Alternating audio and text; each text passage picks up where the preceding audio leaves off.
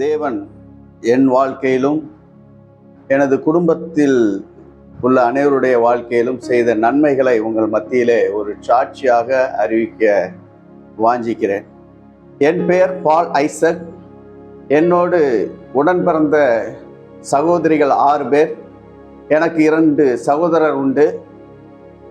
எனது தாயும் என்னுடைய சகோதரிகளும் ஒரு தீப்பெட்டி செய்யும் தொழிற்சாலையிலே தீப்பெட்டி செய்து அதில் வருகிற வருமானத்தில் குடும்பம் நடத்தக்கூடிய ஒரு நடுத்தர குடும்பத்தை சார்ந்தவர்கள். என் தகப்பனார் ஒரு டெய்லராக வேலை செய்து வந்தார்.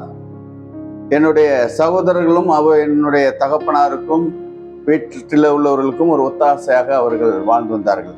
இந்த மாதிரி ஒரு காலகட்டத்திலே எங்கள் வீட்டிலே ஒரு மிகுந்த பக்தி வைராக்கியம் உள்ள குடும்பத்தை சார்ந்தவர்களாகவும் நாங்கள் வாழ்ந்து வந்தோம். பக்தி வைராக்கியம் என்று சொல்வதை காட்டிலும் பக்தி வெறி என்றே சொல்லலாம். தெய்வம் அல்லாதவைகளை தெய்வங்கள் என்று நம்பி அநேக விதங்களிலே வீட்டிலே பூசை செய்து அநேக விதங்களிலே நாங்கள் ஆராதனை செய்து வந்தோம். வீட்டில் அநேக விதமான சொரூபங்கள், சிலைகள், போட்டோக்களை வைத்து அவைகளுக்கு பூஜை செய்வதும் வெள்ளி செவ்வாய் தேதிகளிலே குறி சொல்வதும் எனது வீட்டிலே வழக்கமாக இருந்தது. சுருக்கமாக சொல்ல வேண்டும் என்று சொன்னால், எனது வீட்டிலே வெள்ளி செவ்வாய் தேதிகளிலே எனது வீடு ஒரு சிறிய கோவிலை போல காட்சியளிக்கும். காரணம், அந்த வெள்ளி செவ்வாய் தேதிகளிலே என் தாயார் அவர்கள் பூஜை செய்து குறி சொல்வது வழக்கமாக இருந்தது. ஆகவே அவர்கள் சொல்கிற அந்த குறி கேட்கும்படிக்கு அங்கே அந்த பகுதியில் இருக்கிற அநேக ஜனங்கள் எங்கள் வீட்டுக்கு வருவது வழக்கமாக இருந்தது. இப்படியாக மிகுந்த பக்தி வைராக்கியத்திலே நாங்கள் வாழ்ந்து வந்த அந்த காலகட்டத்திலே எனது 2வது சகோதரி அவர்களுக்கு ஒரு தீராத வயிற்று வலியினாலே வேதனைப்பட்டு கொண்டிருந்தார்கள். எனது குடும்பம் ஒரு கூட்டு குடும்பம். எனது 6 சகோதரிகளிலே 2 பேருக்கு மாத்திரம் திருமணமாகி இருந்தது. மற்ற சகோதரிகள் அனைவரும் வாலிப சகோதரிகளாக இருந்தார்கள். அப்பொழுது அந்த சூழ்நிலையில என்னுடைய 2வது சகோதரிக்கு அவர்கள் தீராத வயிற்றுவலினாலே நீண்ட நாட்கள் அவர்கள் வேதனை துன்பத்தை அனுபவித்துக் கொண்டிருந்தார்கள். நாங்களும் அநேக விதமான மருத்துவங்கள், அநேக காரியத்தை செய்து பார்த்தோம். அவர்களுக்கு சரியாகவில்லை. நாளுக்கு நாள் அவர்களுடைய நிலைமை மிகவும் மோசமாக, கவலைக்கிடமான சூழ்நிலையிலே அவர்கள் காணப்பட்டார்கள். அந்த சூழ்நிலையிலே அருகில் இருந்த ஒரு சகோதரி சொன்னார்கள், குறிப்பிட்டதான கோவிலுக்கு சென்று அங்கே நீங்கள் மாவிளக்கு எடுத்து நேர்த்திக்கடன் செய்தால் இது சரியாகிவிடும் என்று சொன்ன ஆலோசனையை கேட்டு என்னுடைய தாயாரும் தகப்பனாரும் குறிப்பிட்டதான அந்த கோயில் சென்று அவர்கள் என்னோட சகோதரிக்காக அந்த மாவிளக்கு செய்து அந்த நேர்த்திக்கடன்களை செய்து முடித்தார்கள்.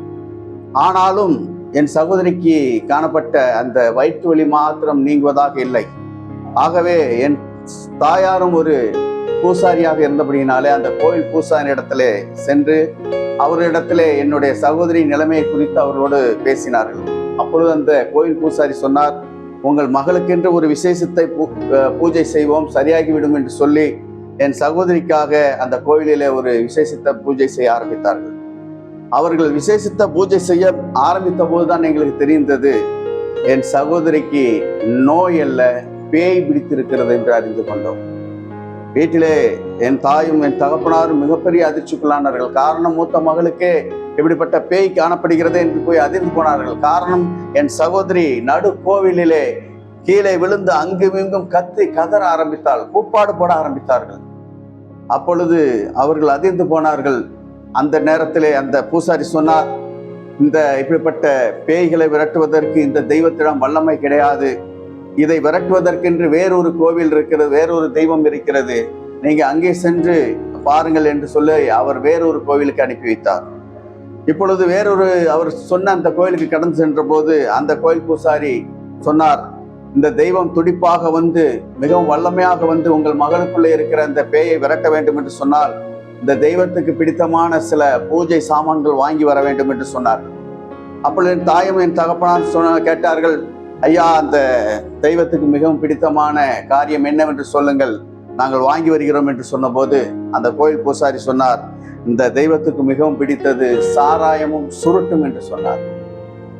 ஆகவே அந்த தெய்வத்துக்கு பிடித்தமான சாராயம், சுருட்டு, இன்னும் மற்ற பூஜை சாமான்கள் எல்லாவற்றையும் என் தகப்பனார் வாங்கி அந்த பூசாரி இடத்தை கொடுத்த போது அதை வைத்து அவர் பூஜை செய்துவிட்டு அந்த சாராயத்தை அவர் குடித்துவிட்டு கையிலே ஒரு சவுக்கையை எடுத்துக்கொண்டு என் சகோதரி மிகவும் கொடூரமாக அடிக்க ஆரம்பித்தார். மிகவும் கொடூரமாக அடித்து தீர்த்தார்க்கா. ஆனாலும் என் சகோதரிக்குள்ளே இருந்த அந்த பேய் மாத்திரம் அவளை விட்டு போவதாக இல்லை. இப்படியாக அநேக கோயில் குளங்கள் ஏறி இறங்க ஆரம்பித்தோம். என் சகோதரிக்குள்ளே இருக்கிற அந்த பேயை விரட்டுவதற்காக அநேக கோயில் குளங்கள் ஏறி இறங்க ஆரம்பித்தோம். போகிற இடங்கள் எல்லாம் சொன்னார்கள், ஆடு பலி செலுத்த வேண்டும், மாடு பலி செலுத்த வேண்டும், கன்று காவு கொடுக்க வேண்டும், மொட்டை போட வேண்டும் என்று சொல்லி அநேக நேர்த்திக்கடன்கள் செய்ய சொன்னார்கள். இப்படியாக போகிற இடங்கள் எல்லாம் அநேக ஆயிரங்களை கடன் வாங்கி செலவு செய்ய ஆரம்பித்தோம். நான் முதலாவதாக சொன்னேன், ஒரு சிறு தொழிலை செய்து அதில் வருகிற வருமானத்தை கொண்டு குடும்பம் நடத்துகிற ஒரு நடுத்தர குடும்பத்தை சார்ந்தவர்கள் என்று சொல்லி, இப்பொழுது இந்த நேர்த்திக்கடன்களை செய்வது நிமித்தம் அநேக ஆயிரங்களை கடன் வாங்க வேண்டிய சூழ்நிலைக்குள்ளே எனது குடும்பம் தள்ளப்பட்டது. இப்பொழுது அநேக ஆயிரங்களை கடன் வாங்கி செலவு செய்தும் என் சகோதரிக்குள்ளே இருந்த அந்த பேய் மாத்திரம் அவளை விட்டு போவதாக இல்லை. இப்பொழுது என் குடும்பத்தின் நிலைமை மிகவும் கவலைக்கிடமானது. காரணம் என்னவென்று சொன்னால், ஒரு பக்கத்திலே பேயினாலே பிரச்சனை, இன்னொரு பக்கத்திலே கடன் கொடுத்தவர்கள் எங்களை மிகவும் நெருக்க ஆரம்பித்தார்கள். இப்பொழுது என் குடும்பத்தின் சூழ்நிலையை சாப்பாட்டுக்கே மிகவும் கடினமான ஒரு சூழ்நிலைக்குள்ளே எங்கள் குடும்பம் காணப்பட்டது. இந்த மாதிரி சூழ்நிலையிலே என் சகோதரியின் நிலைமை மிகவும் கவலைக்கிடமாய் மாறிப்போனது. அவர்கள் நிலைமை சாவுக்கேதுவான சூழ்நிலையிலே அவர்கள் காணப்பட்டார்கள். இந்த சூழ்நிலையை என்னுடைய சகோதரியை குறித்து கேள்விப்பட்ட 2 தேவ மனிதர்கள், 2 ஊழியர்கள் எங்கள் வீட்டுக்கு நேராக கடந்து வந்தார்கள். நேராக என் தாயை சந்தித்தார்கள். அவர்கள் சொன்னார்கள், அம்மா, உங்கள் மகளை குறித்து நாங்கள் கேள்விப்பட்டோம். ஆகவே உங்கள் மகளுக்காக நாங்கள் ஜெபிக்கும்படி வந்திருக்கிறோம். உங்கள் மகளுக்குள்ளே இருக்கிற அந்த பேயை நாங்கள் விரட்டும்படிக்கு வந்திருக்கிறோம். எங்களோடு இருக்கிற எங்கள் ஆண்டவராய் இயேசு கிறிஸ்து உங்கள் மகளுக்குள்ளே இருக்கிற அந்த பேயை விரட்டி விடுவாரம்மா. ஆகவே ஜெபிக்கும்படிக்கு எங்களுக்கு ஒரு 10 நிமிடம் டைம் கொடுங்கள் என்று சொல்லி எங்கள் வீட்டிலே வைத்து அவர்கள் கேட்டார்கள். அப்பொழுது என் தாயார் மிகப்பெரிய கோபம் கொண்டார்கள். மிகப்பெரிய கோபம் கொண்டு அந்த 2 ஊழியர்களும் மிகவும் அருவருப்பான வார்த்தையினாலே திட்ட ஆரம்பித்தார்கள். என் தாயார் சொன்னார்கள், யாரை கேட்டு எங்கள் வீட்டுக்குள்ள வந்தீர்கள்? எதற்காக எங்கள் வீட்டுக்குள்ள வந்தீர்கள்? உங்கள் தெய்வத்திற்கும் எங்கள் தெய்வத்துக்கும் ஆகாதே. உங்கள் வேத கடவுள், உங்கள் இங்கிலீஷ்கார தெய்வமோ, வேத கடவுளை எங்களுக்கு எதுவும் செய்ய தேவையில்லை. எங்களுக்கு ஒரு தெய்வம் இல்லை என்று சொன்னால் வேறொரு தெய்வம் காத்து கொடுக்கும். நீங்கள் எங்களுக்கு எதுவும் செய்ய தேவையில்லை. உங்கள் தெய்வத்துக்கும் எங்கள் தெய்வத்துக்கும் ஒத்து வராது. ஆகவே நீங்கள் உடனடியாக வீட்டை விட்டு வெளியே போங்கள் என்று சொல்லி மிகவும் தரக்குறைவான வார்த்தையினாலே, அசுத்தமான வார்த்தையினாலே அவர்களை திட்டி ஒரு நாயை விரட்டுவது போல விரட்டி அடித்தார்கள். ஒரு நாயை விரட்டுவது போல அந்த 2 தேவ மனிதர்களும் வீட்டுக்கு வெளியே விரட்டி அடித்தார்கள். அப்பொழுது அந்த 2 தேவ மனிதர்களும் வீட்டுக்கு வெளியே நடு ரோட்டிலே வாசலிலே நின்று கொண்டும் அவர்கள் விடுவதாக இல்லை. மீண்டுமாய் கட்டாயப்படுத்தினார்கள். அவர்கள் சொன்னார்கள், அம்மா, தயவு செய்து வீட்டுக்கு உள்ளே வைத்து ஜெபிக்க நீங்கள் அனுமதி தராவிட்டாலும் பரவாயில்லை. தயவு செய்து உங்கள் மகளை நீங்கள் வெளியே அழைத்து கொண்டு வாருங்கள். நாங்கள் வெளியே வைத்து ஒரு 5 நிமிடம் மாத்திரம் ஜெபித்து விட்டு போய்விடுகிறோமா என்று சொல்லி அவர்கள் மீண்டும் கட்டாயப்படுத்தி கொண்டிருந்தார்கள். என் தாயாரோ தொடர்ந்து மறுத்து கொண்டே இருந்தார்கள். அந்த சூழ்நிலை என் தகப்பனார் சொன்னார், சரி, ரொம்ப கட்டாயப்படுத்துகிறீங்க, அதனால ஒரு 5 நிமிடம் ஜெபித்து விட்டு போய்விட வேண்டும், மீண்டுமா இந்த பக்கம் வரக்கூடாது என்கிற கண்டிஷனோடு கூட என்னுடைய அந்த பேய் பிடித்திருந்த அந்த சகோதரியை வீட்டுக்கு வெளியே அழைத்து கொண்டு வந்தார்கள். நன்றாக கவனியுங்கள். அன்றைய தினம் ஒரு ஞாயிற்றுக்கிழமை என்பதனாலே நானும் என்னுடைய மற்ற சகோதரரும் என்னுடைய சகோதரிகளும் வீட்டிலே விடுமுறை என்பதனால வீட்டிலே இருந்தோம். ஆகவே மூத்த சகோதரிக்கு எப்படி பேய் விரட்டுகிறார்கள் என்று பார்க்கும்படிக்கு நாங்களும் தெருவிலே சுற்றி நின்று வேடிக்கை பார்த்து கொண்டிருந்தோம். அது மாத்திரமல்ல, நாங்கள் வசித்த அந்த பகுதி ஒரு நீண்ட தெருவை சார்ந்தது. ஆகவே அங்கே இருந்த ஜனங்கள் அநேகர் ஏதோ பேய் விரட்டுகிறார்களாம் என்று சொல்லி மாடியிலும் வாசலிலும் அநேகர் சுற்றி நின்று அந்த தெரு முழுவதும் நின்று வேடிக்கை பார்த்து கொண்டிருந்தார்கள். அப்பொழுது வந்திருந்த அந்த தேவ மனிதர் என்னுடைய அந்த பேய் பிடித்திருந்த அந்த சகோதரியின் தலையிலே கையை வைத்து ஜெபிக்க ஆரம்பித்தார். அவர் ஜெபிக்க ஆரம்பித்த போதுதான் எங்களுக்கு தெரிந்தது, பேய் ஒரு சகோதரிக்கு மாத்திரமல்ல, மீதமாயிருந்த 5 சகோதரிகளுக்கும் பேய் பிடித்திருக்கிறது என்று சொல்லி அறிந்துள்ளோம். மிகப்பெரிய அதிர்ச்சிக்குள்ளாகணும். வயதுக்கு வந்த 4 சகோதரிகளும் திருமணமான 2 சகோதரிகளும் நடு ரோட்டிலே மணலிலே விழுந்து கத்தி கதறி கூப்பாடு போட்டு கீழே விழுந்து அலற ஆரம்பித்தார்கள். செய்வதறியாதபடி திகைத்து போய் நின்றோம். என் தகப்பனாரும் என் சகோதரர்களும் மிகவும் அதிர்ந்து போனார்கள். காரணம், ஒரு மகளுக்குள்ளே இருக்கிற பேயை விரட்டுவதற்கு அநேக ஆயிரங்களை கடன் வாங்கி செலவு செய்தும் விரட்ட முடியாத இந்த சூழ்நிலையிலே இப்பொழுது தன்னுடைய 6 மகளுக்கு பேய் பிடித்திருக்கிறது, என்ன செய்வது என்று தெரியாதபடி திகைத்து போய் நின்றார். அடுத்த நிமிடம் என் தாயாரும் அவர்கள் மேல் விழுந்து கதற ஆரம்பித்தார்கள். அப்பொழுதுதான் எங்களுக்கு தெரிந்தது, என் தாய்க்கும் பேய் பிடித்திருக்கிறது என்று சொல்லி. வயதுக்கு வந்த 4 சகோதரிகள், திருமணமான 2 சகோதரிகளோடு என் தாயாரும் கீழே விழுந்து கத்த ஆரம்பித்தார்கள். ஆண்களை தவிர பெண்கள் எல்லோருக்குள்ளும் பேய் பிடித்து ஆட்டியது. செய்வதறியாதபடி திகைத்து போய் நின்றோம். காரணம், ஊர் முழுவதும் சுற்றி நின்று வேடிக்கை பார்த்து கொண்டிருக்கிறது. ஒரு பக்கம் அதிர்ச்சி, இன்னொரு பக்கம் வெட்கம், அவமானம் தாங்காமல் என் தகப்பனாரும் என் சகோதரரும் நானும் வெட்கம் தாங்காமல் என்ன செய்வதென்று அறியாதபடி திகைத்து போய் நின்ற வேளையிலே 2 தேவ மனிதர்களும் எச்சரிக்க ஆரம்பித்தார்கள். வந்திருந்த 2 தேவ மனிதர்களும் எச்சரிக்க ஆரம்பித்தார்கள். அன்பான சகோதரனே, அன்பான தகப்பனே, உங்களை பார்த்து நான் ஒரு காரியம் சொல்ல விரும்புகிறேன். உங்கள் முன்னோர்கள் செய்த பாவமும் நீங்கள் செய்த பாவமானது உங்கள் குடும்பத்திலே சாபமாக வந்திருப்பதை காண்கிறேன். இந்த சாபமானது உங்களையும் உங்கள் வீட்டாரையும் அழித்து போட்டுவிடும் என்று காண்கிறேன். உங்கள் மகள் ஒவ்வொருவருக்குள்ளும் தற்கொலையின் ஆவி இருப்பதை காண்கிறேன். இந்த தற்கொலையின் ஆவியானது உங்கள் மகளை, உங்கள் பிள்ளைகளை கொன்றுவிடும் என்று காண்கிறேன். உடனடியாக ஆண்டவராய் இயேசு கிறிஸ்துவை ஏற்றுக்கொண்டு சபைக்கு நேராய் வந்து விடுங்கள். ஏன் என்று சொன்னால், இயேசு கிறிஸ்துவின் இரத்தத்தினால் மாத்திரமே சகல பாவங்களை சாபங்களை நீக்க வல்லமை இருக்கிறதே அல்லாமல் வேறொரு எந்த ஒரு தெய்வத்திற்கும் எந்த ஒரு இரத்தத்திற்கும் அந்த பாவத்தை சாபத்தை நீக்க அதிகாரமோ வல்லமையோ கிடையாது. ஆகவே உடனடியாக ஆண்டவராய் இயேசு கிறிஸ்துவை ஏற்றுக்கொண்டு சபைக்கு நேராய் வந்து விடுங்கள் என்று எச்சரிக்க ஆரம்பித்தார்கள். அப்பொழுது என் தகப்பனும் என் சகோதரனும் சொன்னார்கள், சரிங்கய்யா, சபைக்கு வந்து விடுகிறோம் ஐயா என்று சொல்லி அந்த 2 தேவ மனிதர்களும் அனுப்பி வைத்துவிட்டு என் தாயும் என் தகப்பனாரும் சண்டை போட ஆரம்பித்தார்கள். என் தாயும் என் தகப்பனாரும் சண்டையை போட ஆரம்பித்தார்கள். இதற்காகத்தான் இந்த கிறிஸ்தவர்களை ஜெபிக்க அனுமதிக்காதீர்கள் சொன்னேனே, கேட்டீர்களா? இவர்கள் நம்ம வீட்டை நடு ரோட்டுக்கு இழுத்து அவமானப்படுத்தி விட்டார்கள், நம்மை அசிங்கப்படுத்தி விட்டார்கள். இவர்கள் ஜெபிக்கிறேன் என்று சொன்னார்கள். இப்பொழுது நம்ம எல்லோரையும் சர்ச்சுக்கு வா என்று கூப்பிடுகிறார்கள். நம்ம எல்லோரையும் மதம் மாற்ற வந்து விட்டார்கள். நான் ஒரு சாமியாடியாச்சே, நான் ஒரு பூசாரியாச்சே, எனக்கு இந்த வீட்டுல என்ன மரியாதை இருக்கிறது, நான் சொன்ன வார்த்தைக்கு என்ன மரியாதை இருக்கிறது என்று சொல்லி என் தாயும் என் தகப்பனாரும் சண்டை போட ஆரம்பித்தார்களே தவிர, ஐயோ தன்னுடைய 6 மகளுக்கு பேய் பிடித்திருக்கிறது, தன் மனைவிக்கு பேய் பிடித்திருக்கிறது, இந்த ஊழியர் ஏதோ பாவம் சாபம் என்றெல்லாம் சொல்லிக் கொள்கிறாரு, என்ன என்கிறத குறித்து நாங்கள் யோசிப்பதற்கோ சிந்திப்பதற்கோ என் தகப்பனாருக்கும் எங்களுக்கும் ஞானம் இல்லை. அதை குறித்து சிந்திப்பதற்கு எங்களுக்கு நேரம் இல்லை. நடந்தது என்ன என்று சொன்னால், இந்த கிறிஸ்தவர்கள் வந்து விட்டார்கள், நம்ம ஏதோ ஒன்று செய்து நம்மை மதமாற்ற போகிறார்களோ என்று சொல்லி நாங்கள் பயந்து நானும் என் சகோதரன் பேசிக்கொண்டோம். இனி இந்த கிறிஸ்தவர்கள் இந்த 2 பேரும் வந்தார்கள் என்று சொன்னால் அவர்கள் கால்களை வெட்ட வேண்டும், நம்மை மதமாற்ற போகிறார்கள் என்று சொல்லி நாங்கள் பயந்தோம். எனக்கு அன்பானவர்களே, கிறிஸ்தவம் என்பது மதம் அல்ல, மார்க்கம் என்று அப்பொழுது எங்களுக்கு தெரியாது. கிறிஸ்தவம் என்பது மதம் அல்ல, அது ஒரு மார்க்கம் என்று எங்களுக்கு அப்பொழுது தெரியாது. ஆகவே நாங்கள் என்ன என்று தெரியாதபடிக்கு அந்த 2 ஊழியர்களையும் அருவருப்பான வார்த்தையினாலும் அசுத்தமான வார்த்தையினாலும் வைத்து கொண்டிருந்தோம். நடந்தது என்ன என்று சொன்னால், எங்கள் குடும்பத்தின் சூழ்நிலை மிகவும் மோசமாய் போனது. முன்னிருந்த நிலைமையை காட்டிலும் பின்னிருந்த நிலைமை அதிக கேடாய் போனது.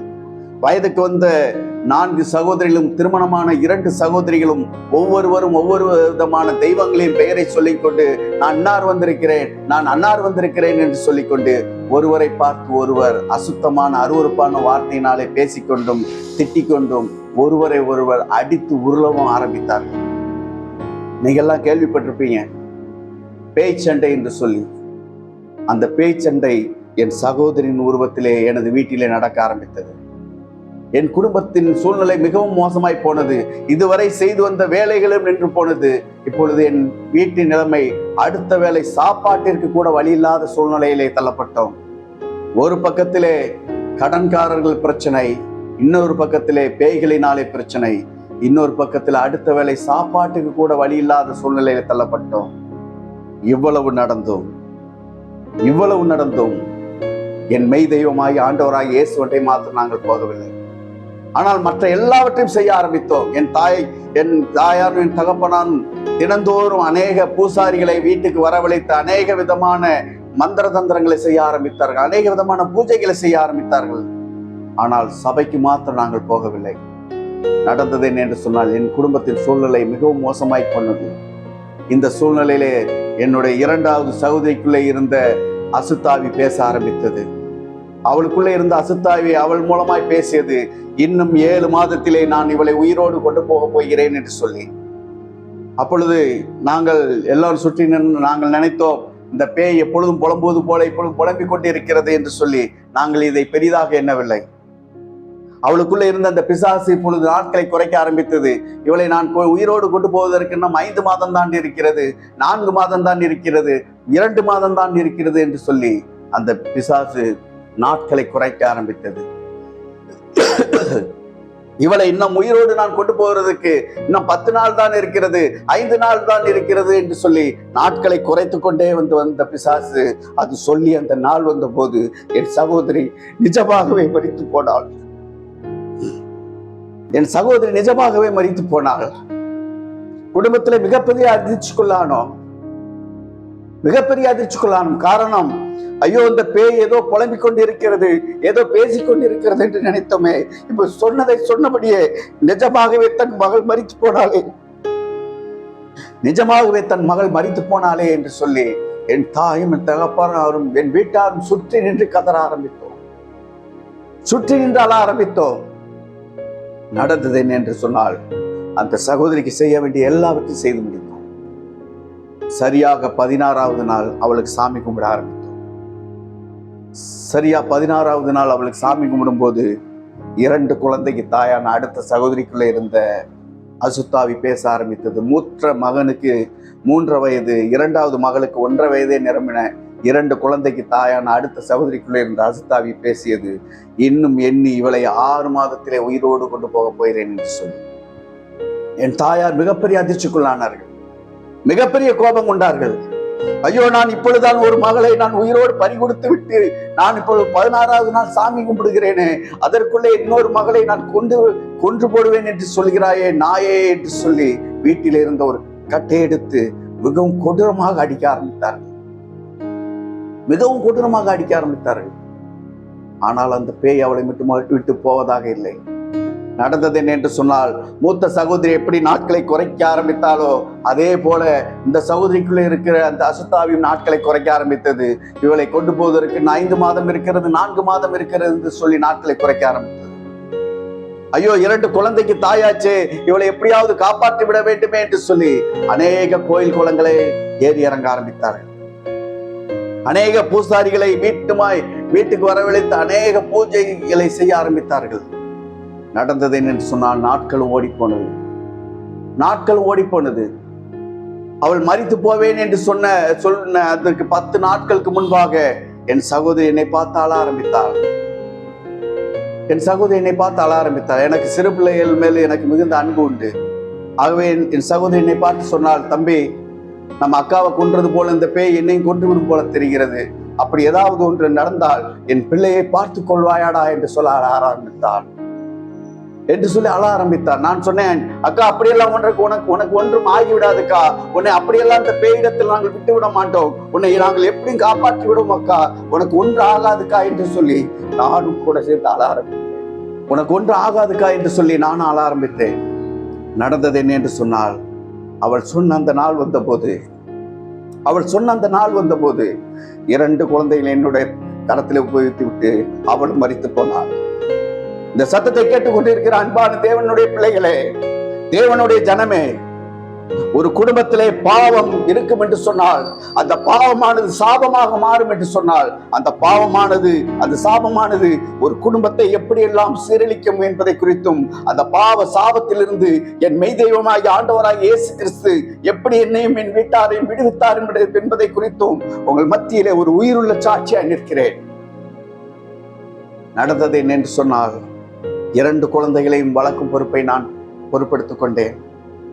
சரியாக 1 மாத காலங்களிலே அந்த சகோதரிக்கு வழக்கம் போல நாங்கள் சாமி கும்பிட ஆரம்பித்தோம். அப்பொழுது 1.5 வயதே நிரம்பின அடுத்த குழந்தைக்குள்ளே இருந்த அசுத்தாவி பேசியது, இன்னும் ஒரு வருடத்திலே நான் இவளை உயிரோடு கொண்டு போய் விடுவேன் என்று சொல்லி குடும்பத்திலே மிகப்பெரிய அதிர்ச்சிக்குள்ளானோம். மீண்டுமா இந்த சகோதரிக்கு செய்ய வேண்டிய எல்லாவற்றையும் செய்தோம். ஜாதகம் பார்த்தோம், சோதிடம் கேட்டோம், குறி கேட்டோம், அநேக புண்ணிய நதிகள் சென்று நீராடினோம், அநேக புண்ணிய ஸ்தலங்கள் சென்று அநேக புண்ணியங்களை செய்து முடித்தோம். எந்த புண்ணியங்களும், எந்த புண்ணிய நதிகளும், எந்த ஒரு காரியமும் எங்கள் பாவத்தையும் சாபத்தையும், எங்கள் குடும்பத்தின் சாபத்தையும் நீக்க முடியவில்லை. நடந்தது என்ன என்று சொன்னால், நாட்கள் ஓடிப்போனது. அவள் சொன்ன அந்த நாள் வந்தது. தன்னுடைய 1.5 வயது மகனையும் என்னுடைய கரத்தில் ஒப்புவித்து விட்டு அந்த சகோதரி மரித்து போனாள். இந்த சத்தத்தை கேட்டுக்கொண்டிருக்கிற அன்பான தேவனுடைய பிள்ளைகளை, ஒரு பாவம், ஒரு சாபம் ஒரு குடும்பத்தை எப்படி சீரழிக்கும் என்பதை குறித்தும், அந்த பாவ சாபத்திலிருந்து என் மெய் தெய்வமாகி ஆண்டவராய் இயேசு கிறிஸ்து எப்படி எங்களை மீட்டுக் கொண்டார் என்பதை குறித்து உங்களோடு பேசிக் கொண்டிருக்கிறேன். நடந்தது என்று சொன்னால், அந்த சகோதரிக்கு செய்ய வேண்டிய எல்லாவற்றையும் செய்து முடித்து விட்டு 16வது நாள் அந்த சகோதரிக்கு நாங்கள் சாமி கும்பிடும் போது, அதுக்கு அடுத்த சகோதரிக்குள்ளே இருந்த அசுத்தாவி பேசியது. வாலிப சகோதரியாய் இருந்தாள், திருமணமாகாதவள். அவள் சொன்னாள், இன்னும் 7 மாதத்திலே இவளை உயிரோடு கொண்டு போகிறேன் என்று சொல்லி. குடும்பத்திலே செய்வதறியாதபடி திகைத்து போய் நின்றோம். என்ன செய்வதென்று அறியாதபடி திகைத்து போய் நின்ற வேளையில அருகில் இருந்த ஒரு சகோதரர் சொன்னார், நீங்கள் கேரளா பகுதி சென்று அங்கே மந்திரவாதிகள் இருக்கிறார்கள், நீங்கள் அங்கே சென்று பாருங்கள், இப்படிப்பட்ட அசுத்தாவி எல்லாம் அவர்கள் களையத்தில் அடைத்து வைத்து விடுவார்கள், நீங்கள் அவர்களை கொண்டு போய் பாருங்கள் என்று சொன்ன ஆலோசனையை கேட்டு என் தாயும் என் தகப்பனாரும் என் சகோதரரும் சேர்ந்து கேரளா பகுதி சென்று அங்கே 2 மந்திரவாதிகளை அழைத்துக் கொண்டு வந்தார்கள். 2 மந்திரவாதிகள் என்னுடைய 3 சகோதரிகளையும் என் தாயாரையும் நடு வீட்டிலே அமர வைத்து வீட்டிலே ஹோமகுண்டத்தை வளர்த்து அநேக விதமான பூஜைகளை செய்ய ஆரம்பித்தார்கள்.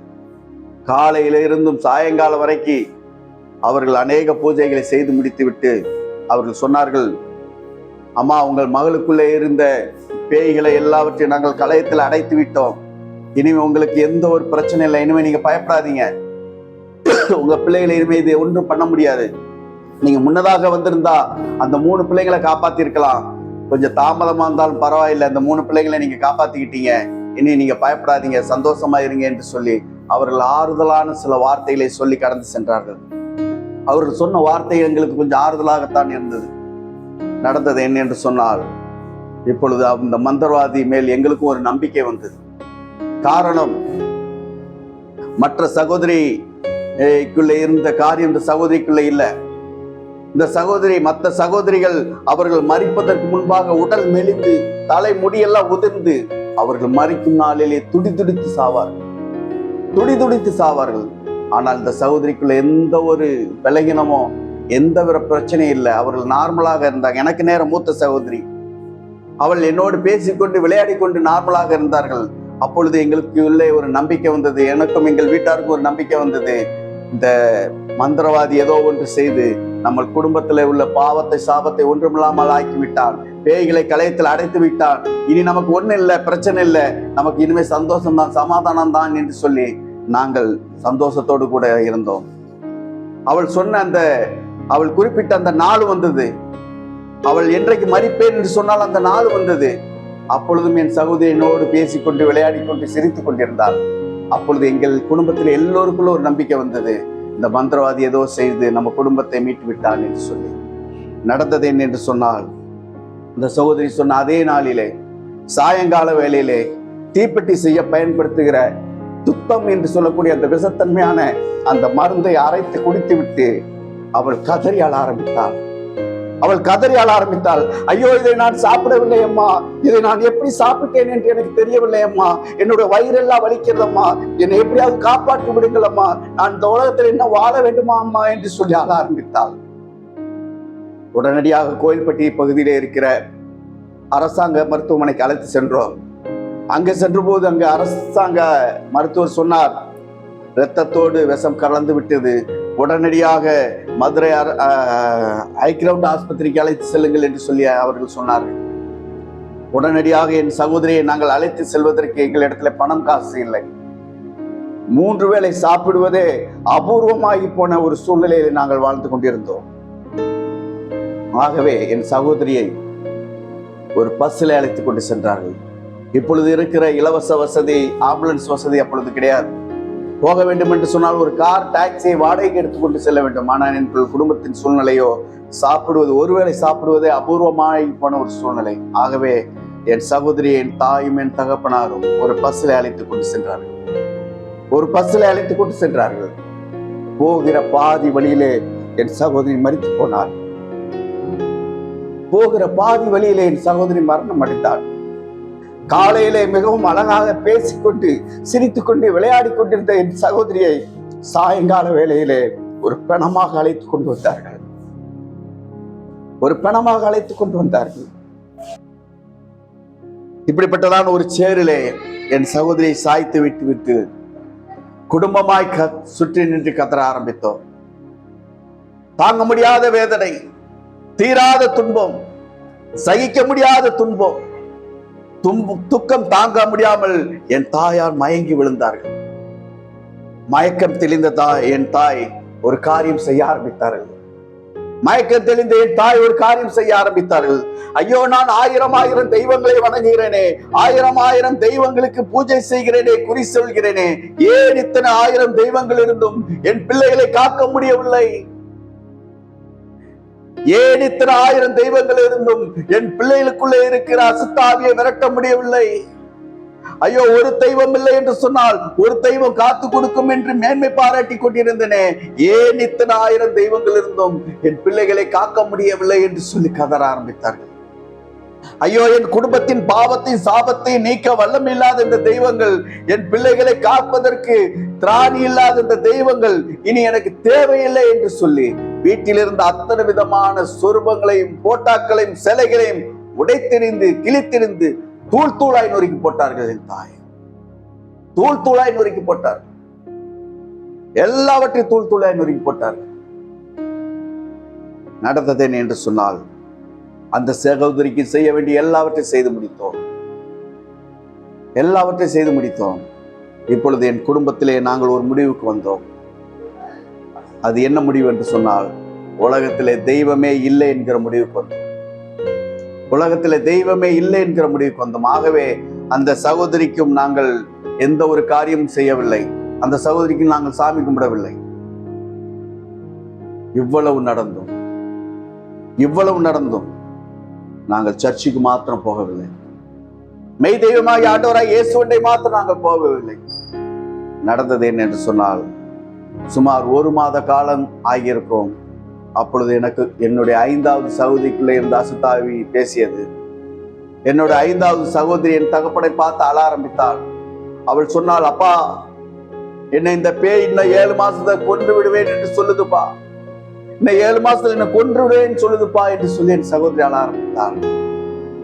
என் தகப்பனாரும் நாங்களும் அவளை வேதனையோடு வேடிக்கை பார்த்து கொண்டிருந்தோம். என் தகப்பனாருக்கு அந்த சகோதரிக்கு என்ன பதில் சொல்வதற்கு அவரிடத்துல எந்த ஒரு பதிலும் இல்லை. எந்த ஒரு பதிலும் சொல்லாமல் நாங்கள் வேதனையோடு அவளை வேடிக்கை பார்த்து கொண்டிருந்தோம். அவள் அழுது கொண்டு சொன்னாள், இன்னும் 7 மாதத்தை என்று கொண்டு போடுவேன் என்று சொல்லுதுப்பா என்று அழுதாள். நடந்தது என்று சொன்னால், நாட்கள் கிட்டத்தட்ட 3 மாதம் 4 மாதங்கள் ஓடிவிட்டது. இந்த சூழ்நிலையில் தகப்பன் ஒரு காரியம் செய்ய ஆரம்பித்தார். என் தகப்பனார் ஒரு காரியம் செய்ய ஆரம்பித்தார். ஐயோ, இன்னும் 2-3 மாதத்திலே தன் மகள் மரிக்க போகிறாளே, அவளை அடக்கம் பண்ணுவதற்கு ஒரு 10,000 ரூபாய் தேவையே என்று சொல்லி ஊர் முழுவதும் கடன் கேட்டு திரிந்தார். போகிற இடங்களில் எல்லாம் என் தகப்பனை ஒரு நாயை விரட்டுவது போல விரட்டி அடித்தார்கள்.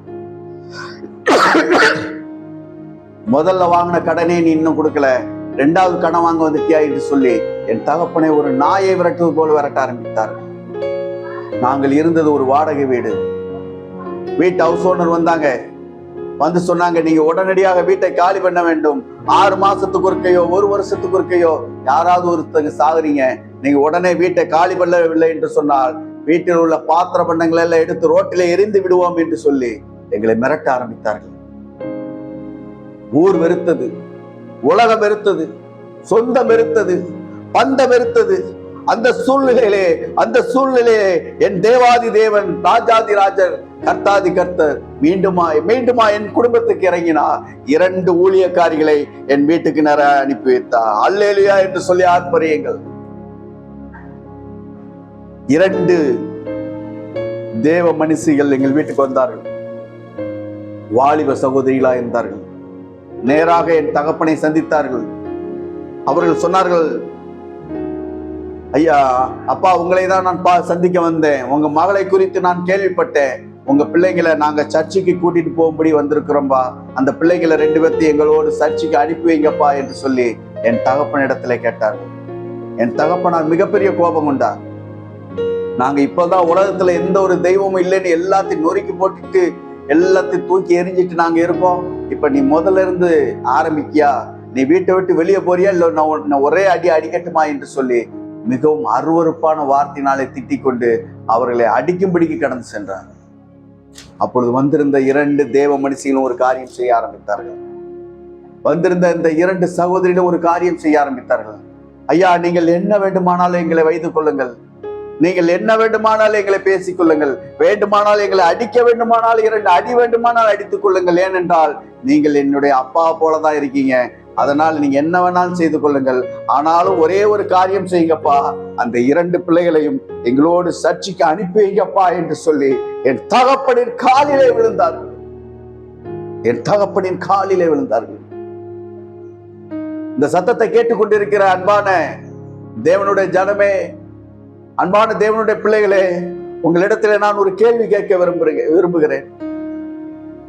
2 பெண்கள், 2 வாலிப சகோதரிகள், ஒரு குடும்பம் ரட்சிக்கப்பட வேண்டும் என்பதற்காக, ஒரு ஆத்மா ரட்சிக்கப்பட வேண்டும் என்பதற்காக தன்மானத்தை விட்டு, வெட்கத்தை விட்டு, ரோசத்தை விட்டு என் தகப்பனின் காலிலே விழுந்து மன்றாடினார்கள். இன்றைக்கு நம்ம இடத்துல எத்தனை பேர்த்திட்ட இப்படிப்பட்ட ஆத்ம பாரம் இருக்கு? அழிந்து போகிற ஆத்மா குறித்து இன்றைக்கு எத்தனை பேர்த்திட்ட நம்ம இடத்துல கரிசனை இருக்கு? கொஞ்சம் உங்களை நீங்களே ஆராய்ந்து பாருங்கள். எத்தனை பேர்த்திட்ட இப்படிப்பட்ட ஆத்ம பாரம்? 2 சகோதரிகள் என் தகப்பனின் காலிலே விழுந்து மன்றாடினார்கள். என் தகப்பன் ஒரு நிமிடம் அதிர்ந்து போனார். ஐயோ, காலில் விழுந்துட்டாளே என்று சொல்லி அவரால் மறு வார்த்தை பேச முடியவில்லை. அடுத்த நிமிடம் என் தகப்பனார் மிரட்ட ஆரம்பித்தார் அவர்களை. சரி, நீ கூட்டிட்டு போ. ஆனா நீ கூட்டிட்டு போகும்போது அவர்கள் இருவரும் கைகளை உதறிக்கொண்டு ரோட்டு வழியாக ஓடி போவார்கள். அல்லது அவர்கள் 2 பேரும் சேர்ந்து உங்க 2 பேர்த்தையும் ஈஸியா அடிச்சு போட்டு ஓடி போவாங்க. அவர்கள் 4 ஆம்பளைங்க சேர்ந்தாலும் ஒருத்திய பிடிக்க முடியாது. ஆனா நீங்க சின்ன பிள்ளைங்களா இருக்கீங்க, உங்களை ஈஸியா அடிச்சு போட்டு அவங்க ஓடி போவாங்க. அப்படி என் பிள்ளைக்கு ஏதாவது ஒண்ணு ஆச்சுன்னா உன்னை நான் சும்மா விட மாட்டேன், நீ என்ன சொல்ற என்று சொல்லி மிரட்டினார். அப்பொழுது அந்த 2 சகோதரிகளும் ஒரு காரியம் சொன்னார்கள். ஐயா, எங்களுக்குள்ளே ஆண்டவராக இயேசு கிறிஸ்து இருக்கார் ஐயா. அல்லேலூயா. எங்களுக்குள்ள ஆண்டவராக இயேசு கிறிஸ்து இருக்கார் ஐயா. அப்படியெல்லாம் உங்க பிள்ளைகளை விட்டு விட மாட்டார் ஐயா. உங்க பிள்ளைகளை நாங்க பத்திரமா அழைச்சிக்கிட்டு வருவோம் ஐயா. நீங்கள் தயவு செய்து எங்களோட அனுப்பி மட்டும் வைங்கயா என்று சொல்லி அந்த வந்திருந்த அந்த 2 சகோதரிகளும் என்னுடைய 2 சகோதரிகளை சபைக்கு நிறைய அழைத்து சென்றார். மீண்டுமாய் விட்டார்கள். மீண்டுமாய் 2-3 முறை ஏதோ கூட்டம் என்று சொல்லி, ஏதோ ஸ்பெஷல் கூட்டம் என்று சொல்லி கொண்டு 2-3 முறை சபைக்கு நிறைய அழைத்து சென்றார்கள். இப்பொழுது என் சகோதரிக்குள்ளே மிகப்பெரிய மாற்றம். அவர்கள் பேச்சிலே, அவர்கள் நடக்கையிலே, அவர்கள் செய்கையிலே எல்லாவற்றிலும் மிகப்பெரிய மாற்றம். அது மாத்திரமல்ல, அவர்கள் முகத்திலே ஒரு பிரகாசத்தையும் காண முடிந்தது. அவர்கள் முகம் எப்பொழுதுமே இருள் அடைந்து போயிருக்கும். ஆனால் இப்பொழுது அவர்கள் நடக்கையில் மாத்திரமல்ல, அவர்கள் முகத்திலும் ஒரு பிரகாசத்தை காண முடிந்தது. நடந்தது என்ன என்று சொன்னால், அவருடைய கிருபையினாலே என்னுடைய 2 சகோதரிலும் ஆண்டவராய் இயேசு கிறிஸ்துவை விசுவாசித்தார்கள். அவருடைய கிருபையினாலே விசுவாசத்தை கொண்டு ரட்சிக்கப்பட்டார்கள். அல்லேலூயா, அல்லேலூயா என்று சொல்லி ஆர்ப்பரியுங்கள். என்னுடைய 2 சகோதரியும் ஆண்டவராய் இயேசு கிறிஸ்துவை தங்கள் வாழ்க்கையில சொந்த இரட்சகராக ஏற்றுக்கொண்டார்கள். இப்பொழுது அவர்கள் வாழ்க்கையில மிகப்பெரிய மாற்றத்தை எங்கள் குடும்பத்தில் நாங்கள் காண முடிந்தது. ஆனால் நாங்கள் இதை நம்ப தயாராக இல்லை. ஏனென்றால் இதற்கு முன்பாக இருந்த சகோதரி அவர்கள் மிகவும் நார்மலாக இருந்தாங்க, எந்த பிரச்சனையும் இல்லாம இருந்தாங்க. அவள் சொன்ன அந்த நாள் வந்த போது அவள் விஷத்தை சாப்பிட்டு செத்தது போல இவர்களும் ஏதோ விஷத்தை சாப்பிட்டோ அல்லது லாரி பஸ்ல அடிபட்டோ சாவார்கள் என்று சொல்லி நாங்கள் மாத்திரமல்ல, எங்கள் அக்கம் பக்கத்து வீட்டாரும் பேசிக் கொண்டார்கள். இன்னும் 2 மாதத்திலே இவள் சாக போகிறாள், இவள் சாவதற்கு இன்னும் 2 மாதம் தான் இருக்கிறது சொல்லி நாங்கள் நாட்களை எண்ணிக்கொண்டே இருந்தோம். என் தகப்பனார் தன் மகளை அடக்கம் பண்ணுவதற்கு 10,000 ரூபாய் கடன் கேட்டு தொடர்ந்து அநேகர் இடத்துல கடன் கேட்டு சுற்றி திரிந்து கொண்டே இருந்தார். நடந்தது என்ன என்று சொன்னால், நாட்கள் ஓட ஆரம்பித்தது, மாதங்கள் ஓட ஆரம்பித்தது. 1 மாதம், 2 மாதம், 1 வருடம், 2 வருடம், 5 வருடம், 10 வருடம், 15 வருடம், 18 வருடம். இன்றைக்கும் என் சகோதரி உயிரோடு கூட இருக்கிறாள். ஹல்லேலூயா, ஹல்லேலூயா. இயேசு கிறிஸ்துவின் ரத்தம் சகல பாவங்களை நீக்கி எங்கள் குடும்பத்துக்கு மறுவாழ்வை தந்தது. ஹல்லேலூயா. எனக்கு அன்பான தேவனுடைய பிள்ளைகளே, இந்த சத்தத்தை கேட்டுக்கொண்டிருக்கிற அன்பான தேவ ஜனமே, ஒரு மனிதன் பாவத்தை ஆட்டின் ரத்தம் விடுவிக்காது, மாட்டின் ரத்தம் விடுவிக்காது, கோழியின் ரத்தம் விடுவிக்காது. இயேசு கிறிஸ்துவின் ரத்தம் மாத்திரமே ஒவ்வொரு மனுஷன் வாழ்க்கையிலும் அவனுக்கு ரட்சிப்பையும் மறுவாழ்வையும் தரும் என்பதிலே சற்றும் சந்தேகம் இல்லை. ஹல்லேலூயா. இந்த இயேசு கிறிஸ்துவின் ரத்தம் எங்கள் குடும்பத்தின் பாவத்தை சாபத்தை நீக்கி இன்றைக்கு எங்களுக்கு மறுவாழ்வை தந்திருக்கிறது. அல்லேலூயா. சத்தத்தை கேட்டுக்கொண்டிருக்க அன்பான தேவனுடைய பிள்ளைகளே, எவ்வளவு ஒரு சந்தோஷம் என்று பார்த்தீங்களா? எவ்வளவு ஒரு சந்தோஷம் என்று பார்த்தீங்களா? என் குடும்பத்திலே மிகப்பெரிய ஒரு வாழ்வை எங்களுக்கு மறுவாழ்வை தந்தது இந்த இயேசு கிறிஸ்து ரத்தம். இந்த இயேசுவானவர் எங்களுக்கு மறுவாழ்வை தந்தார். குடும்பத்திலே மிகப்பெரிய சந்தோஷம். என் குடும்பம் முழுவதும் திரும்பி பார்க்க ஆரம்பித்தது. என் தாயும் தகப்பனாரும் திரும்பி பார்க்க ஆரம்பித்தார்கள், சிந்திக்க ஆரம்பித்தார்கள். 1000 தெய்வங்களால் செய்ய முடியாத ஒன்றை இந்த இயேசு கிறிஸ்துவால் எப்படி செய்ய முடிந்தது என்று என் குடும்பம் திரும்பி பார்க்க ஆரம்பித்தது. 1000 தெய்வங்களால், அநேக ஆயிரங்கள் தெய்வங்களால் செய்ய முடியாத ஒன்றை இந்த வேத கடவுளால் மாத்திரம் எப்படி செய்ய முடிந்தது என்று சொல்லி என் குடும்பம் திரும்பி பார்க்க ஆரம்பித்தது. 1 ரூபாய் கூட செலவு செய்யாமல் இந்த காரியத்தை எப்படி இந்த வேத தெய்வத்தால் மாத்திரம் செய்ய முடிந்தது என்று சொல்லி என் குடும்பம் சிந்திக்க ஆரம்பித்தது. நடந்தது என்ன என்று சொன்னால், உலகத்திலே தெய்வமே இல்லை என்று சொல்லிக் கொண்டிருந்த என் தாயின் உதடும், என் தகப்பனின் உதடும் சொல்ல ஆரம்பித்தது, உலகத்திலே ஒரு உண்மையுள்ள ஒரு தெய்வம் உண்டு, உயிருள்ள ஒரு தெய்வம் உண்டு. அந்த தெய்வம் ஆண்டவராய் இயேசு கிறிஸ்து ஒருவரே என்று சொல்லி அவர்களும் என் தாயும் என் தகப்பனாரும் ஆண்டவராய் இயேசு கிறிஸ்துவை தன் வாழ்க்கையிலே சொந்த இரட்சகராக ஏற்றுக்கொண்டார்கள். அவர்கள் ரட்சிக்கப்பட்டார்கள். அதன் பின்பாக எங்கள் குடும்பத்திலே ஒருவர் பின் ஒருவராக எங்கள் குடும்பத்தை ஒவ்வொருவராக ரட்சிக்கப்பட்டோம்.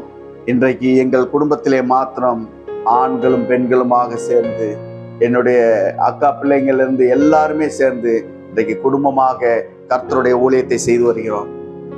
தெருக்களிலும் வீதிகளிலும் சபைகளிலும் அநேக இடங்களிலும் சென்று கிறிஸ்துவே தேவன் என்றும், கிறிஸ்துவே இரட்சகர் என்றும், கிறிஸ்துவே உயிருள்ள தெய்வம் என்று சொல்லி நாங்கள் அறிவித்துக் கொண்டிருக்கிறோம்.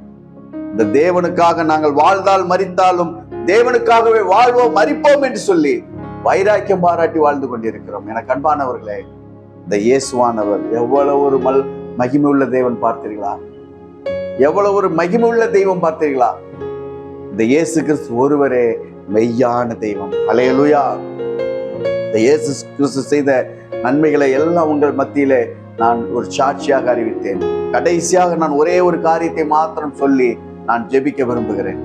உங்களிடத்துல ஒரே ஒரு கேள்வியை மாத்திரம் வைத்து, ஒரே ஒரு விண்ணப்பத்தை மாத்திரம் நான் வைத்து நான் ஜெபிக்க விரும்புகிறேன். நான் முதலாவதாக ஒரு காரியத்தை இந்த சாட்சி நேரத்திலே சொன்னேன். முதலாவதாக 2 தேவ மனிதர்கள் வீட்டுக்கு வந்து, உங்கள் குடும்பத்திலே சாபம் இருக்கிறது, உடனடியாக ஆண்டவராய் இயேசு கிறிஸ்துவை ஏற்றுக்கொண்டு சபைக்கு வந்து விடுங்கள் என்று சொல்லி அவர்கள் எச்சரித்த போது நாங்கள் ஏற்றுக்கொள்ள தயாராக இல்லை. ஆனால் ஏற்றுக்கொண்டோம், தாமதமாக ஏற்றுக்கொண்டோம். நாங்கள் தாமதித்த ஒரே ஒரு காரணத்தினாலே என் தகப்பனார் தன்னுடைய 4 மகளை இழந்து போனார். நான் என்னுடைய 4 சகோதரிகளை இழந்து போனேன். என்னுடைய அக்கா பிள்ளைங்க இன்றைக்கு தாயை இழந்து என்னுடைய கரத்தின் கீழே வளர்க்கப்பட்டு கொண்டிருக்கிறார்.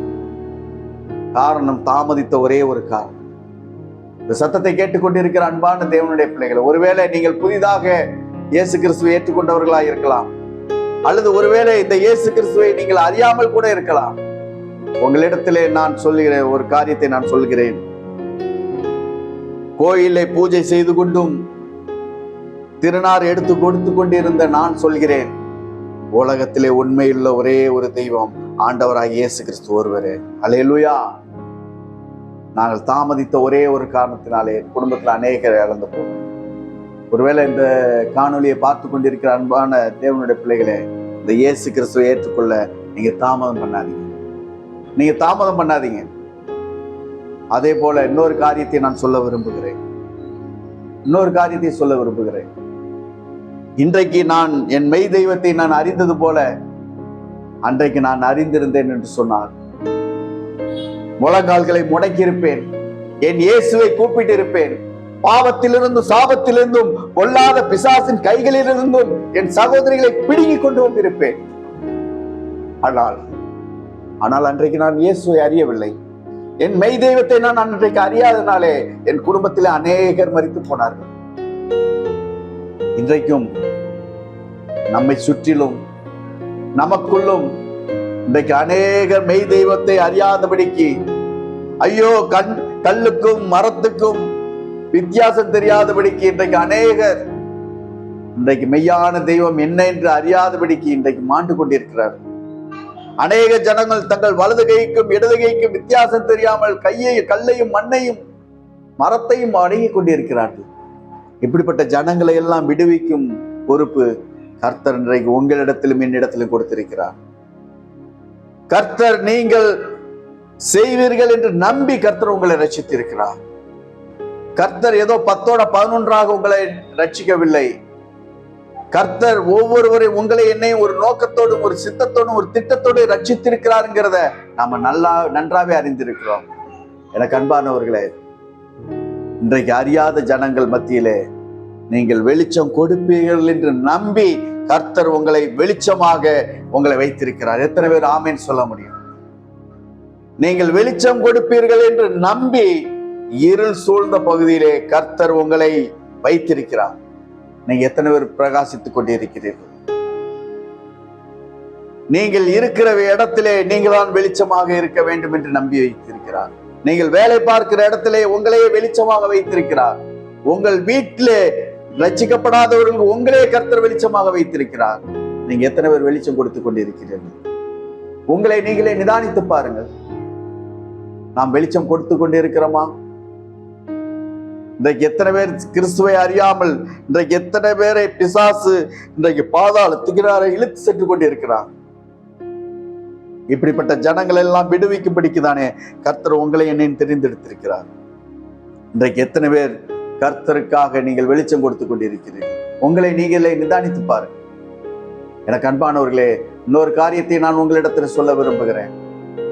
வேதம் சொல்கிறது, சமயம் வாய்த்தாலும் வாய்க்காமல் போனாலும் சுவிசேஷத்தை பிரசங்கம் பண்ணுவது நம்ம விழுந்த கடமை என்று சொல்லப்பட்டிருக்கிறது. எத்தனை பேர் உங்கள் கடமை செய்து கொண்டிருக்கிறீர்கள்? எத்தனை பேர் நம்முடைய கடமையை செய்து கொண்டிருக்கிறோம்? இதோ மரத்தின் வேரினரியே கோடாரி வைக்கப்பட்டு இருக்கிறது, நல்ல கனி கொடா மரம் எல்லாம் வெட்டுண்டு அக்கினியில போடப்படும் என்று சொல்லப்பட்டிருக்கிறது. உங்கள் கனிகள் எப்படிப்பட்டதா இருக்கிறது? உங்கள் வாழ்க்கையிலே கிறிஸ்துவுக்கென்ற கனி நீங்க எப்படிப்பட்ட கனிகள் கொடுத்து கொண்டிருக்கிறீர்கள்? உங்களை நீங்கள் நிதானித்து பாருங்கள். கர்த்தரோட ஆண்டவர் இப்படியே சொல்லியிருக்கிறாரு, இதோ நான் சீக்கிரமாய் வருகிறேன், அவனுடைய கிரியைக்கு தக்க பலன் என்னுடனே கூட வருகிறது என்று சொல்லியிருக்கிறது. உங்கள் கிரியை எப்படியா இருக்கிறது? உங்கள் கிரியை எப்படியா இருக்கிறது? நாளைக்கு கர்த்தர் நம்மிடத்துல வந்து கணக்கு கேட்பாரு. நீங்கள் என்ன கணக்கு ஒப்புவிக்க போகிறீர்கள்? நாம் என்ன கணக்கு கர்த்தரிடத்துல ஒப்புவிக்க போகிறோம்? உங்களை நீங்களே நிதானித்து பாருங்கள். உங்களை சுற்றியோ உங்கள் அக்கம் பக்கத்து வீட்டுக்காரோ யாராவது ஒருவர் கிறிஸ்துவை அறியாமல் ஒருவன் மரித்து போவான் என்று சொன்னால் அந்த இரத்த பலியை கர்த்தர் உங்களிடத்திலும் என்னிடத்திலே கணக்கு கேட்பாரு. என்ன கணக்கு ஒப்புவிக்க போகிறோம்? உங்களை நீங்களே நிதானித்து பாருங்கள். உங்கள் அக்கம் பக்கத்து வீட்டிலே ஒருவன் கிறிஸ்துவை அறியாமல் ஒருவன் மரித்து போவான் என்று சொன்னால் கர்த்தர் நாளைக்கு வந்து மரித்தவன் வீட்டிலே நீ ஆறுதல் சொன்னாயா என்று கேட்க போவதில்லை. மரித்தவன் உயிரோடு இருக்கும் போது என்னை பற்றி சொன்னாயா என்று கேட்பாரே. என்ன சொல்ல போகிறோம்? நாம் என்ன கணக்கு சொல்ல போகிறோம்? கொஞ்சம் உங்களை நீங்களே ஆராய்ந்து பாருங்கள். நம்மை நாமே ஆராய்ந்து பார்ப்போம். இன்றைக்கு கிறிஸ்துவுக்காக நாம் வெளிச்சம் கொடுக்கிறோமா? கிறிஸ்துவுக்காக கனியுள்ள ஜீவியம் செய்து கொண்டிருக்கிறோமா? நம்மை நாமே நிதானித்து பார்ப்போம். அன்றைக்கு என்னுடைய குடும்பத்திலே நாங்கள் கிறிஸ்துவை அறியாதனாலே அநேகர் மாண்டு போனார்கள். இன்றைக்கும் நம்மை சுற்றி அநேக சகோதரரும் சகோதரி நம்மை சுற்றி கிறிஸ்துவை அறியாத ஜனங்கள் அநேகர் இருக்கிறார்களே. இவர்களுக்கெல்லாம் தேவன் நம்மை தானே பொறுப்பாக வைத்திருக்கிறார். நாம் என்ன செய்து கொண்டிருக்கிறோம்? நாம் என்ன செய்து கொண்டிருக்கிறோம்? கொஞ்சம் நீங்கள் நிதானித்து பாருங்கள். எனக்கு அன்பானவர்களே, இவ்வளவு நாள் நாம் என்ன செய்தோம் என்பது முக்கியம் இல்ல, இனி என்ன செய்ய போகிறோம் என்பதுதான் முக்கியம். ஒருவேளை கர்த்தர், நீங்கள் இந்த காணொளி மூலமாக கர்த்தர் உங்களோடு பேசிக் கொண்டிருப்பார் என்று சொன்னால், உங்கள் இருதயத்திலே உணர்த்தப்பட்டு கொண்டிருக்கிறது என்று சொன்னால், இது நிச்சயமாக மெய்யாகவே இது மனிதனுடைய வார்த்தை அல்ல, தேவனுடைய ஆவியானவர் உங்களுக்குள்ளே கிரியை செய்கிறார் என்பதை நீங்கள் உணர்ந்தவர்களாக இன்றைக்கு நீங்கள் உங்களை ஒப்புக் கொடுக்க வேண்டியது மிகப்பெரிய அவசியமாக இருக்கிறது. ஒருவேளை இந்த சாட்சி மூலமாக உங்கள் இருதயத்திலே ஒரு உணர்வுள்ள ஒரு காரியம் ஏற்படுகிறது என்று சொன்னால், நீங்கள் இந்த வேளையிலே தேவனிடத்திலே உங்களை ஒப்புரவாக்க வேண்டியது மிகப்பெரிய அவசியமாக இருக்கிறது. இன்றைக்கு தேவனிடத்தில் நீங்கள் ஒப்பு கொடுப்பீர்களா? இன்றைக்கு ஒரு தீர்மானம் செய்ய முடியுமா? இத்தனை நாள் நான் எப்படி வாழ்ந்தேன் என்னங்கிறது முக்கியம் இல்லை. இன்றைக்கு நீங்கள் எடுக்கிற அந்த தீர்மானத்தை கர்த்தருடைய ஆவியானவர் பார்த்து கொண்டிருக்கிறார். இன்றைக்கு நீங்கள் என்ன தீர்மானம் எடுக்க போகிறீர்களோ அதை தேவன் பார்த்து கொண்டிருக்கிறார். ஒருவேளை நீங்கள் ஒரு தீர்மானத்தோடு கூட இந்த வீடியோவை நீங்கள் முடிக்க நான் உங்களை அன்பாய் அழைக்கிறேன். எனக்கு அன்பாருங்கள், உங்களுக்காக நான் ஜெபிக்க விரும்புகிறேன். நீங்கள் இருக்கிற இடத்துல இருந்து ஒரு நிமிடம் கண்களை மூடி என்னோடு கூட சேர்ந்து நீங்களும் ஜெபம் செய்யுங்க.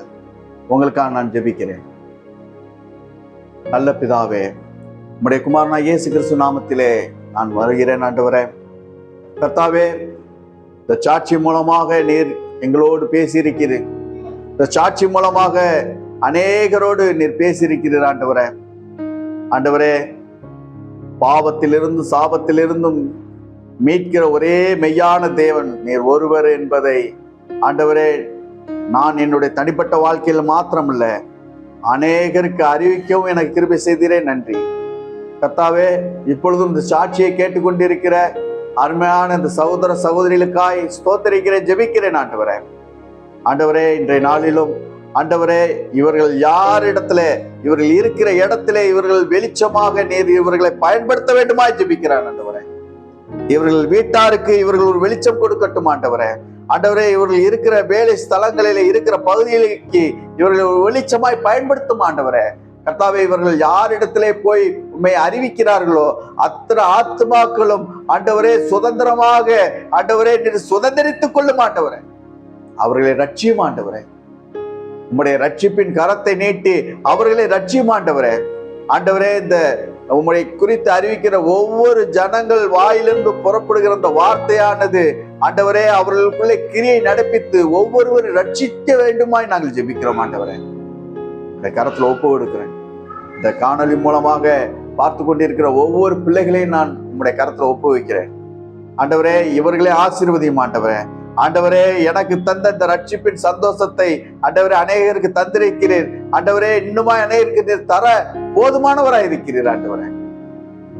ஒருவேளை புதிதாக இப்பொழுதுதான் இந்த சாட்சியை கேட்கிறார்கள் அல்லது புதிதாக உண்மை ஏற்றுக்கொண்டவர்களுக்கும் இந்த சாட்சி ஒரு பிரயோஜனமாக இருக்கட்டும். இதன் மூலமாய் அவர்கள் வாழ்க்கையிலே ஒரு மறுரூபத்தை ஒரு மாற்றத்தை உண்டு பண்ணுவது. அவர்கள் வாழ்க்கையிலும் நீர் என்னோடு கூட இருந்து நடத்துவ அவர்களை நடத்தும். உங்களுடைய கரத்துல ஒப்பு வைக்கிறேன். நீர் பொறுப்படுத்திக் கொள்ளுங்கப்பா. உங்களுடைய நாமத்தை மாத்திரம் மகிமைப்படுத்தும் பெரிய காரியங்களை செய்யும். இயேசு கிறிஸ்து நாமத்தில் ஜெபிக்கிறோம் எங்கள் ஜீவனுள்ள நல்ல பிதாவே. என் ஆத்மாவே கர்த்தரை ஸ்தோத்திரி, என் முழு உள்ளமே பரிசுத்த நாமத்தை ஸ்தோத்திரி. என் ஆத்மாவே கர்த்தரை ஸ்தோத்திரி, கர்த்தர் செய்து சகல உபகாரம் வராது. ஆமென்.